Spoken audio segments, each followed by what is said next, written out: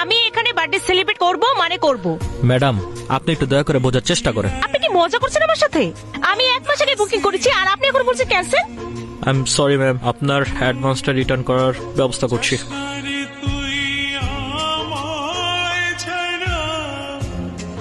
আপনার কি কোনো সেন্স আছে?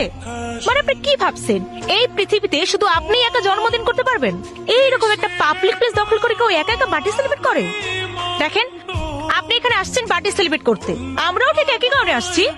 তাহলে আপনি এখানে একা একা রুফটপ দখল করে বার্থডে সেলিব্রেট করবেন আর আমরা দাঁড়িয়ে দাঁড়িয়ে আপনার কেকের দিকে তাকিয়ে হা করে থাকবো? আজকে আপনার বার্থডে? হ্যাঁ, আমার বার্থডে, আর এটাকে নষ্ট করার জন্য আপনাকে অনেক ধন্যবাদ। আম সরি, আমি আসলে প্রতি বছর একাই বার্থডে সেলিব্রেট করি। সেটা আপনার সমস্যা। আপনার যদি এতই একা একা বার্থডে সেলিব্রেট করতে ইচ্ছা করে না, তাহলে যে বাড়িতে গিয়ে করুন, আর না হলে ওয়াশরুমে বসে কেক কাটুন। আজকের দিনটা আপনার হোক, শুভ জন্মদিন। আপনার এই বিশেষ জন্মদিনে আমার পক্ষ থেকে ছোট্ট গিফট আপনার জন্য। Enjoy your party. এই মাত্র যে লোকটা গাড়ি করে গেল, উনি কে? উনি ম্যাডাম ঠিক আমি চিনি না, এখানে প্রত্যেক বছরই আসে, আইসা একা একা জন্মদিন পালন করে। একা একা জন্মদিন পালন করে?